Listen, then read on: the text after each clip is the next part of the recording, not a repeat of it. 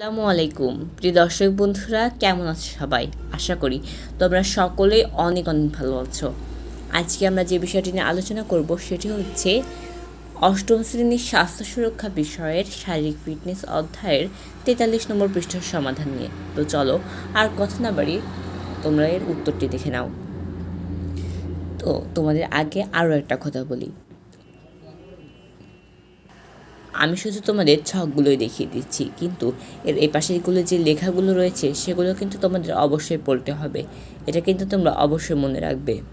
এখন দেখো, পানিতে ডুবে গেলে যা করা হয়, এখানে তোমার এলাকায় বা পরিবার পরিজন যে মতামতগুলো বলবে সেগুলো লিপিবদ্ধ করতে হবে। দেখো, আমার পরিবার এবং পরিজন এবং প্রতিবেশীরা যেগুলো বলেছে সেগুলো হচ্ছে: কেউ পানিতে ডুবে গেলে প্রথমে ভেসে থাকা যায় এমন কিছু, যেমন বাঁশ, গাছের ডালপালা, খালি হাঁড়ি, কলম, তক্তা ইত্যাদি ছুঁড়ে মারতে হয়। 2. পানি থেকে তুলে এনে ওই ব্যক্তির শ্বাসক্রিয়া ও নাড়ির স্পন্দন লক্ষ্য রাখতে হবে। 3. নিঃশ্বাস বন্ধ থাকলে মাথা নিচু ও কাত করে শুইয়ে দিতে হবে। 4. বুকে চাপ দিতে হবে। 5.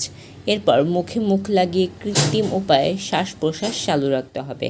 6. এরপর চিকিৎসকের পরামর্শ গ্রহণ করতে হবে।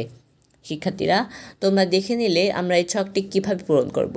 আশা করি তোমরা এই ছকের উত্তরটি খুব সহজভাবেই বুঝতে পেরেছ।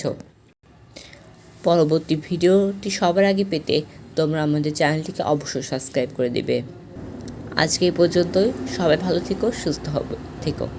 দেখা হবে পরবর্তী ভিডিওতে।